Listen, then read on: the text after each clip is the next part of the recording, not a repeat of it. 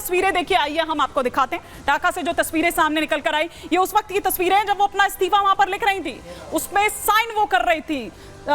ये तस्वीरें इस वक्त हम दिखा रहे हैं और फिर उसके ठीक बाद वो तस्वीरें आप देखते हैं जो चॉपर से उड़ान भरते हुए, वो मिलिट्री चॉपर जिससे उड़ान भरते हुए वो नजर आती हैं अपनी बहन रेहाना के साथ। तो ये तस्वीरें इस वक्त हम आपको दिखा रहे हैं, इस पर हम और विस्तार से बातचीत भी करेंगे। फटाफट से कर्नल शैलेंद्र को भी अगर जोड़ लिया जाए, वो स्टूडियो आ चुके हैं पहले ही, और इस्तीफा देने वाली ये तस्वीर हम लगातार दिखा रहे हैं। लेकिन उसके बाद किस तरह की तस्वीरें सामने निकल कर आई, लूट खसोट से लेकर सेना अध्यक्ष का वो बयान, वो ऐलान जो उन्होंने किया, बांग्लादेश में जो अभी मौजूदा हालात यहां पर बने हुए हैं, जाहिर तौर पर भारत की निगाह इस पर बनी हुई है, क्योंकि अभी तक अगर हम देखें तो हमेशा शेख हसीना ने यह चाहा कि भारत के साथ उनके जो संबंध हैं वो अच्छे से रहें, अच्छे से चलें। लेकिन अब जो ये चेंजेस होते हैं, साथ ही साथ वो भारत के चिकन नेक की अगर हम बात करें, ये तमाम ऐसे सवाल हैं जो अब यहां पर खड़े हैं। ये तस्वीरें देखिए, किस तरह का हुजूम, किस तरह का सैलाब इस वक्त ढाका की सड़कों पर नजर आ रहा है। लॉ एंड ऑर्डर अभी एक बड़ा चैलेंज है। ये सुनिए जरा, ये पीएम आवास के भीतर की तस्वीर है।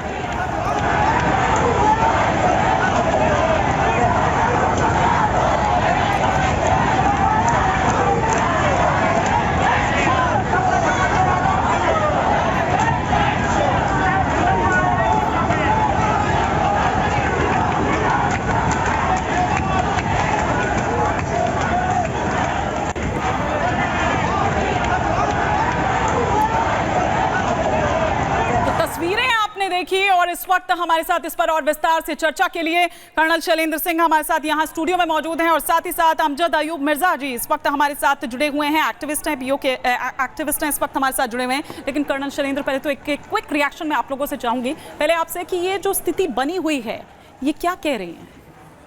और जय हिंद, ये सीधे सीधे आपको बता रही है कि ये स्टूडेंट प्रोटेस्ट नहीं है, ऑर्गेनाइज प्रोटेस्ट है।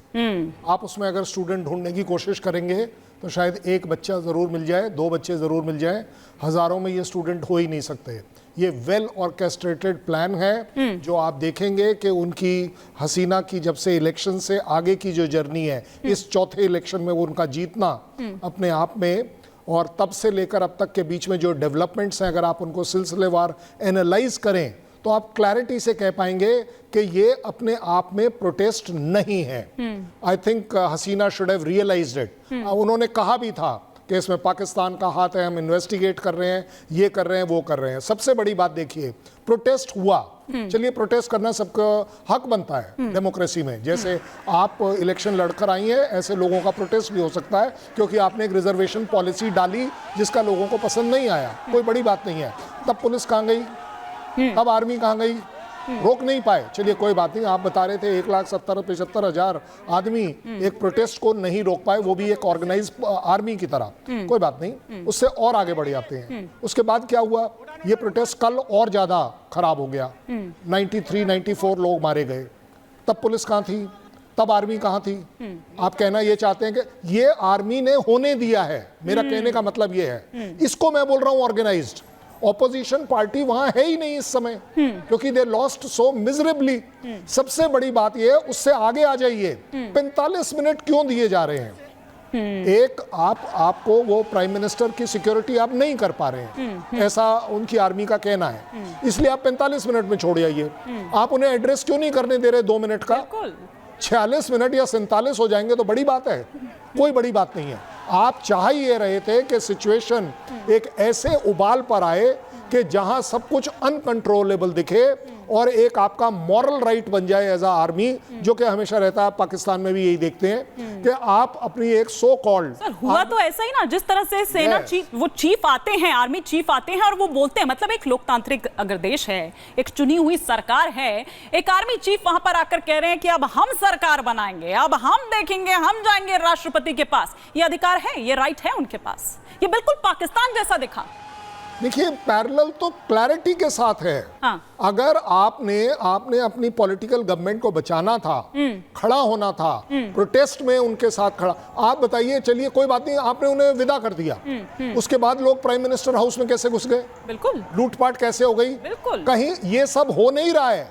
ये करवाया जा रहा है, होने दिया जा रहा है, जिससे कि सिचुएशन पब्लिक को दिखे, इंटरनेशनल मीडिया को दिखे कि देखिए हमारी मजबूरी थी एज अ आर्मी कि हमें इसमें आना पड़ा। मैं लौटूंगी और मिर्जा साहब का भी मैं रुख करूंगी, लेकिन उनसे पहले एक बड़ी खबर जो इस वक्त आ रही है उस पर एक नजर डाल लेते हैं, फिर मैं मिर्जा साहब का रुख करूंगी। बांग्लादेश में अंतरिम सरकार का गठन होगा। बांग्लादेश में 10 सदस्यीय अंतरिम सरकार बनेगी। सलीमुल्लाह खान, आसिफ नजरुल होंगे इसमें शामिल, अब्दुल वहाब मियां, इकबाल करीम का नाम भी इसमें शामिल है, मेजर जनरल सैयद इफ्तिखार उद्दीन का नाम भी इसमें शामिल है। तो ये अब बड़ी खबरें निकलकर सामने आ रही है। 24 से 48 घंटे देखिए, जैसा कि आर्मी चीफ ने खुद ऐलान यहां पर किया था। मिर्जा साहब का जरा हम रुख करते हैं, उनका एक क्विक रिएक्शन। टेक्निकली आप इसको किस तरह से देखते हैं मिर्जा साहब, और साथ ही साथ ये वो आर्मी है जो सपोर्ट करती रही है, हमेशा से सपोर्ट किया है जिन्होंने शेख हसीना को, लेकिन आज उन्होंने ही अपना सपोर्ट खींच लिया और कह दिया कि आप चली जाइए।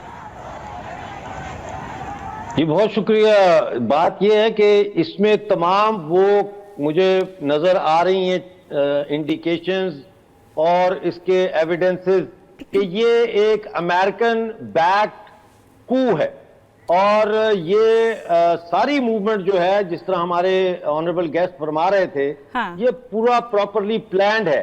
ये जो अमेरिका की थर्ड वर्ल्ड कंट्रीज के अंदर जो कू करने की या पॉपुलर गवर्नमेंट को गिराने की जो टेक्स्ट बुक है ना, ये उस टेक्स्ट बुक से इन्होंने ये लिया है पूरा, ये उसका नजर आ रहे हैं उसके हमें चीजें।